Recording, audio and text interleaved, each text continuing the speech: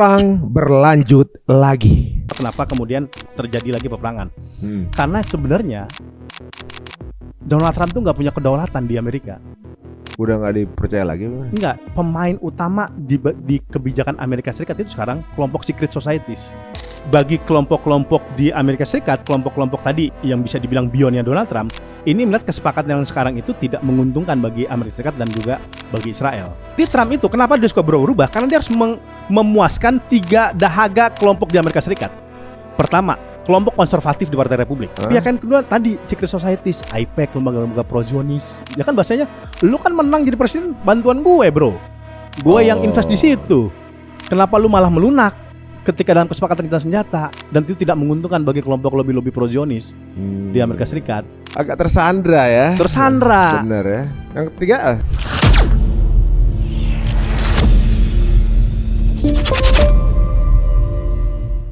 wah, siap-siap semua di seluruh dunia kembali mengencangkan ikat pinggang.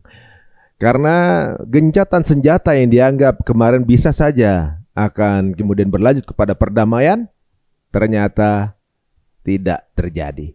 Ya, update perang seperti apa? Langsung saja kita akan ngobrol dengan pakar geopolitik yang sering mengulas perang itu di channel kita ini, Bang Pizarro. Assalamualaikum, Bang. Waalaikumsalam. Warahmatullahi. Jumpa lagi kita. Kayak belum lama kita ngobrol selesai, udah perang agak turun Naik lagi.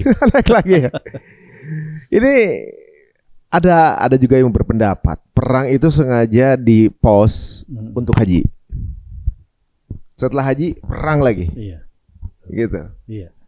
Ini benar nggak? Atau mungkin ada pola itu atau enggak? Iya, memang ini punya banyak faktor kenapa sekarang perang ini naik lagi. Pertama, memang betul salah satunya Saudi kan mencoba menahan Amerika Serikat untuk tidak melakukan serangan kembali ke Iran di tengah musim haji kan. Ya. Karena jutaan orang datang ke Saudi, kalau tiba-tiba perang, ya itu pasti dampak regionalnya sangat kuat ditanggung oleh Saudi. Ya. Tetapi kita sekarang lihat ketika udah selesai nih musim haji ya kan, udah selesai lah istilahnya ibadah hajinya. Ini eskalasi ini udah mulai naik lagi nih sama Amerika ya gitu. Ini yang kemudian jadi faktor kedua kenapa kemudian terjadi lagi peperangan. Karena sebenarnya Donald Trump tuh nggak punya kedaulatan di Amerika. Udah nggak dipercaya lagi? Nggak, pemain utama di kebijakan Amerika Serikat itu sekarang kelompok secret societies. Kelompok orang-orang Freemason. Langsung turun dia tuh? Iya, orang-orang kelompok pro-Zionis. Yang kemudian donaturnya Trump yang memaksakan perang ini tidak boleh dihentikan oleh gencatan senjata selama itu tidak menguntungkan kepentingan Amerika Serikat. Berarti mereka benar-benar ngebelain Israel banget ya? Iya, makanya kan Iran itu dia nggak percaya sama Donald Trump. Kan Donald Trump itu di atasnya ada bosnya lagi. Iya, karena berarti makin jelas kalau Donald Trump itu ya pelaksana lapangan aja. Iya gitu. Ini kenapa makanya negosiasi alot berbulan-bulan ini nggak ketemu nih ujung pangkalnya kesepakatan Amerika Serikat dan Iran. Karena bagi kelompok-kelompok di Amerika Serikat, kelompok-kelompok tadi yang punya yang bisa dibilang bionnya Donald Trump, ini melihat kesepakatan yang sekarang itu tidak menguntungkan bagi Amerika Serikat dan juga bagi Israel. Ya. Nggak menguntungkan? Tidak menguntungkan, bahkan menguntungkan Iran. Kesepakatan yang ada sekarang. Bagi mereka ya. Bagi mereka ini menguntungkan Iran. Contoh Iran masih mengendalikan Selat Hormuz. Ya. Iran masih memiliki cadangan uranium. Iran masih punya fasilitas nuklir. Iran masih membangun jaringan proksi-proksi di Timur Tengah. Dan bisa dikatakan kesepakatan ini bahkan masih jauh lebih baik di eranya Obama. Dapat keuntungan Amerika tuh. Ya. Di eranya Obama kan Iran itu menyerahkan cadangan uraniumnya ke negara ketiga. Itu terjadi di eranya Obama. Sedangkan di eranya Donald Trump ini kesepakatan ini kan nggak mendapatkan keuntungan apa-apa itu. Dia nggak bisa nih ngejual kemenangan ini Donald Trump ke publik Amerika Serikat. Ya. Bahwa dia sudah menang. Makanya negosiasi ini alot dan Trump ini terus menunda-nunda sampai kemudian dia mendapatkan keuntungan yang signifikan dari kesepakatan dengan Iran. Salah satunya ialah membongkar fasilitas nuklir dan kemudian menyerahkan cadangan uraniumnya ke Amerika Serikat. Kenapa ya Amerika ngerasa punya wewenang untuk itu ya? Ya karena dia kan udah pertama gini, Amerika Serikat punya sejarah, dia pernah menaklukkan Libya seperti skenario kayak sekarang. Ya. Dulu Gaddafi tahun 2003 kan, itu kan karena takut akan di Saddam Hussein kan, akan diirakan setelah George Bush menyerang Irak ya. Apa yang terjadi? Libya itu membongkar fasilitas persenjataannya, membongkar fasilitas uraniumnya dan menyerahkan kepada Amerika Serikat. Gaddafi. 2003. Tapi tetap diturunin dia. Nah, itu dia.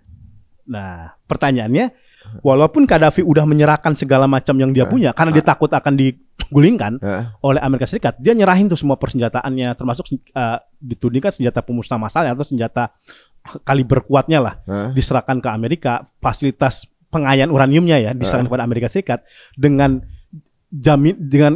harapan Gaddafi tidak akan digulingkan oleh Amerika Serikat. Tetapi 2011 Gaddafi digulingkan oleh aliansi sekutu Amerika Serikat dan NATO. Ini yang menjadi pelajaran bagi Iran. Kalau gue nyerahin uranium gue ke Amerika Serikat, gue udah gak punya bargaining dong. Oh, kapanpun bisa diganti ya tuh. Iya, karena cadangan uranium ini bisa dibilang harus asuransi keamanannya Iran nih sekarang nih. Kalau saya nyerahkan itu ke Amerika Serikat, kalau saya bongkar, bahkan menyerahkan ke Rusia sekalipun, telanjang Iran, dia nggak memiliki fasilitas nuklir, tidak memiliki fasilitas pertahanan, dan itu akan sangat mudah diserang oleh Amerika Serikat. Belajar dari pengalaman Gaddafi. Gaddafi udah nyerahin apapun, tetap ditumbangkan.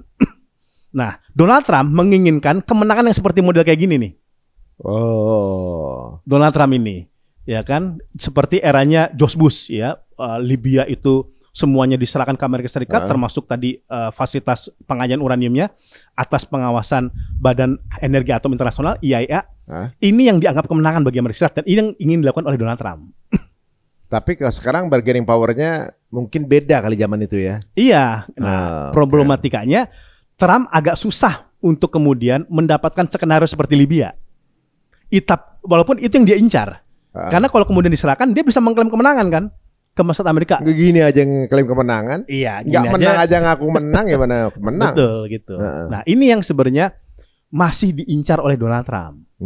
Karena kalau cuma nanti misalkan Iran menyerahkan ke negara ketiga sekalipun, itu bentuk kekalahan bagi Amerika Serikat. Kalau bukan ke dia. Kalau bukan ke dia. Masalahnya pilihannya kan ke Cina, kalau nggak ke Rusia. Dua-duanya musuhnya Amerika. Iya juga. Dan dua-duanya sekutunya Iran. Bisa aja kan nanti Putin, Xi Jinping main mata di belakang, walaupun diserahkan kepada mereka. Dan ini kan semakin memperkuat posisi Cina dan Rusia dong di Timur Tengah. Karena dia memegang aset uranium yang strategis milik Iran. Jangan lupa dalam arsitektur keamanan Timur Tengah hari ini, siapa yang menguasai nuklir itu adalah kunci. Tapi kalau misalnya sekarang nih mereka ini kan sudah ada dikatakan perjanjian perdamaian kan. Kemudian tiba-tiba dilanggar. Terus ngapain ada perjanjian? Maksud ada tuh sekelas sekali berinternasional gitu ibaratnya. Iya. Ada hitam di atas putih.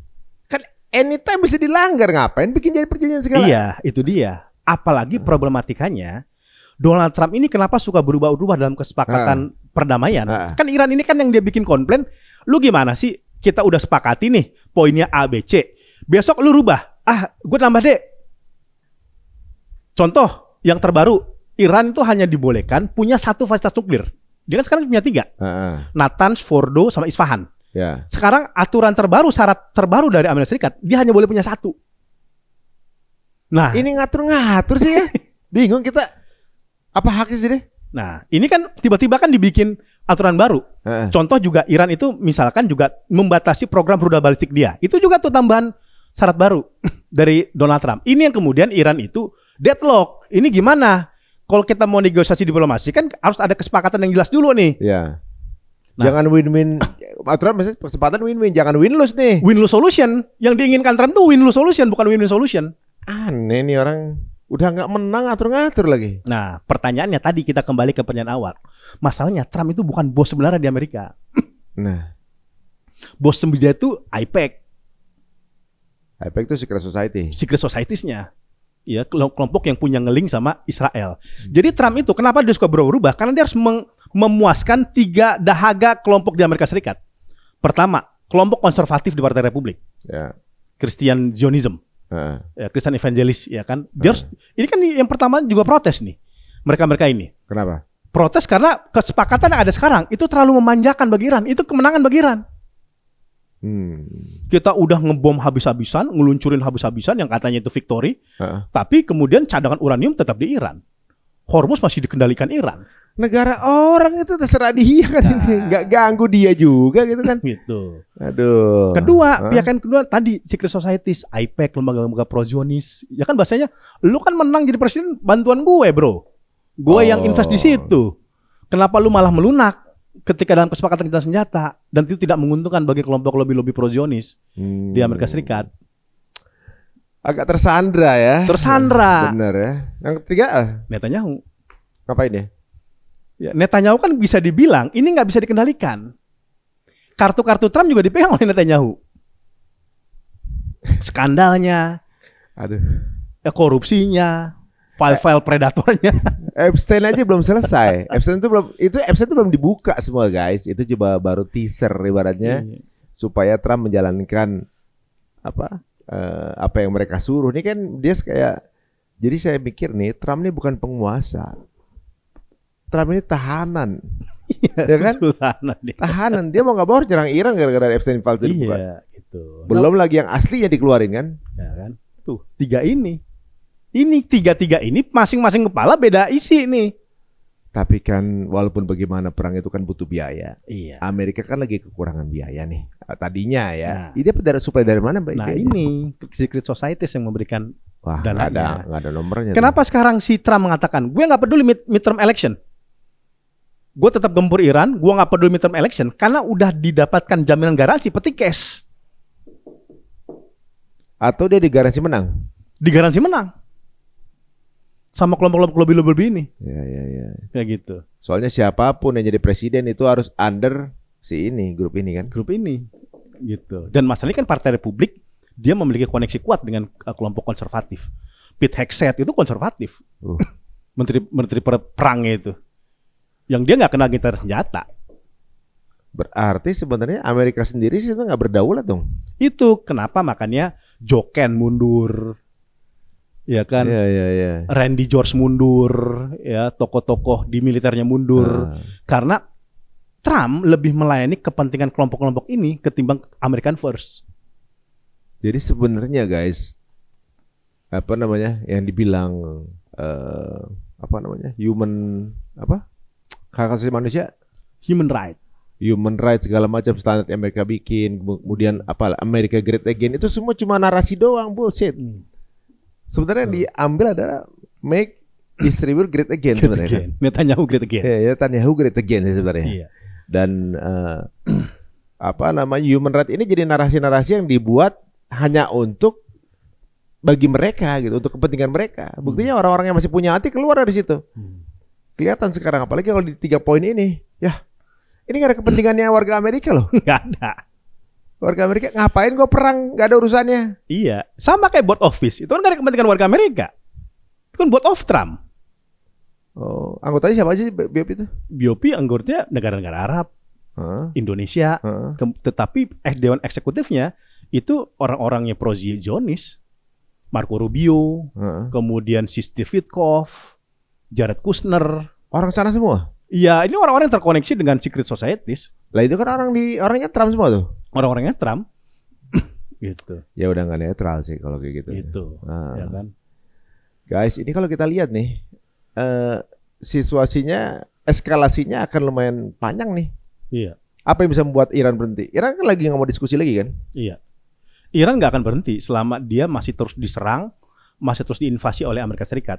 Dan dia terbaru kan dia menentukan syarat-syarat sebelum masuk ke negosiasi. Jadi bukan syarat negosiasi nih. Syarat-syarat sebelum masuk ke perundingan. Pertama, lu buka dulu tuh blokade laut. Amerika kan masih melakukan blokade laut di perairan Oman tuh. Untuk mencekik Iran. Ya kan? Kemudian yang kedua, walaupun ini juga masih perlu dikonfirmasi ya. Hentikan serangan ke Lebanon dan Gaza.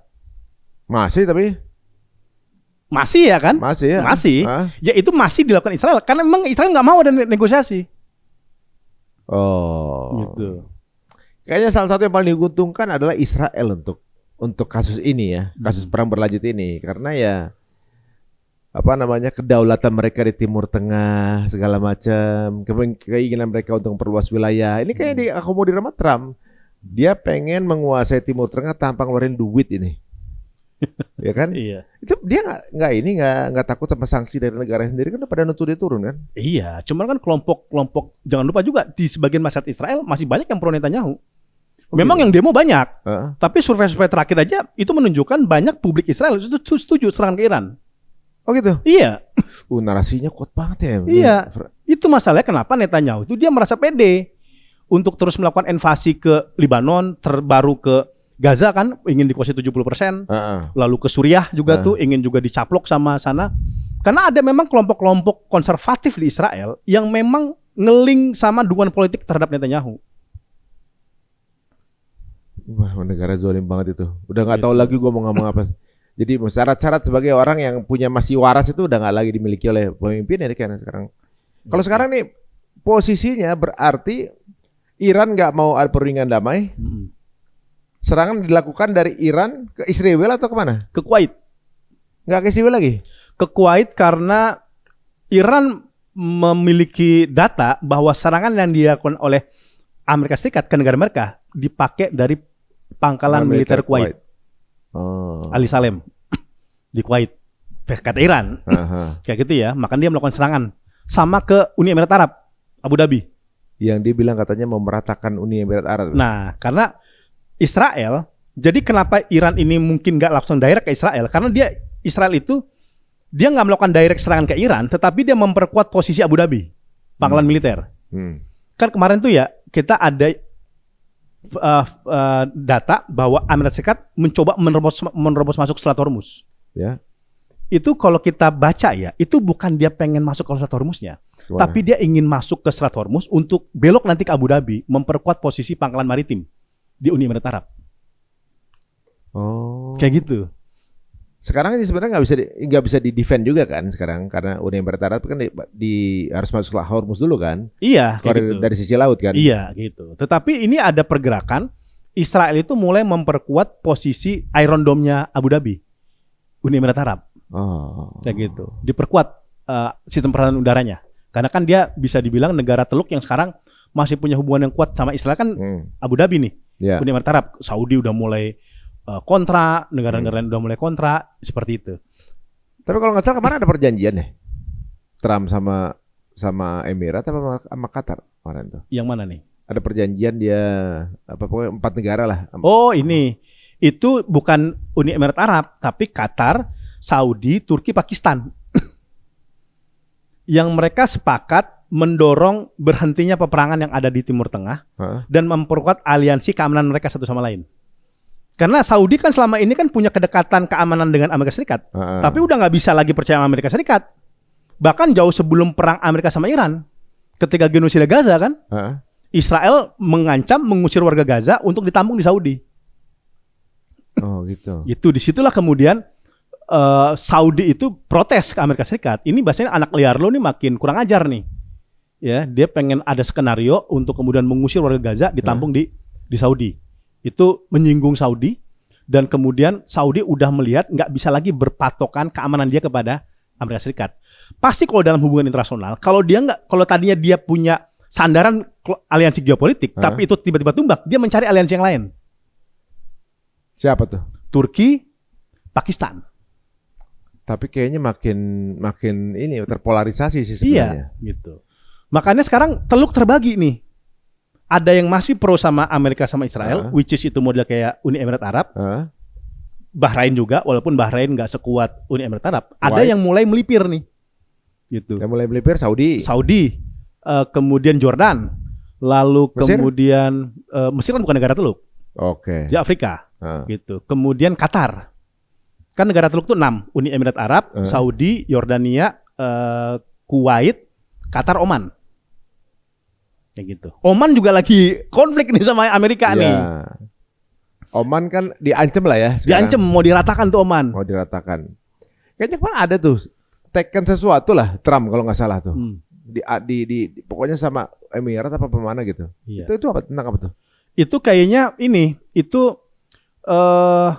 yang dia ngomong Oman itu di situ kan kalau nggak salah. Iya. Jadi sekarang itu Amerika ini mengeluarkan syarat agar dia deal sama Iran, negara-negara Arab harus taken Abraham Accord sama Israel. Abraham Accord, iya. Sama Israel. Jadi Gua pinter nih Donald Trump nih. Gua musuh sama Iran nih. Kalau lu kan semua negara tuh pengen gua damai nih sama Iran, nggak ada peperangan lah minimal kayak gitu ya. Gue pengen damai sama Iran, tapi lu syaratnya lu juga harus damai sama Israel. Negara-negara Arab ini tujuannya lu bisa memberikan perlindungan kepada Israel. Saudi, Pakistan, Kuwait, Jordan. Jordan sih udah tekan peace treaty dia 94 sama Israel gitu ya. Indonesia mungkin juga digoyang. Kayak gitu. Betul, sama terus juga kan kita didorong masuk BOP salah satunya karena itu. Ya kan gitu. Tetapi Saudi nggak mau. Saudi nggak mau normalisasi sama Israel sebelum Palestina merdeka. Saudi ngomong gitu? Iya. Nggak mau dia. Gitu. Sebelum Palestina merdeka. Karena kalau kemudian dia mengakui sama Israel, blunder. Di tengah genosida Gaza yang lagi udah 73.000 kan tewas, hampir Iran diserang, kemudian situasi di Timur Tengah pengen dibakar sama udah gitu dia kerjasama sama Israel kan, gitu. Ini nambah akan menjadi masalah dan itu sama aja kayak melegitimasi dong genosidanya Israel ke jalur Gaza.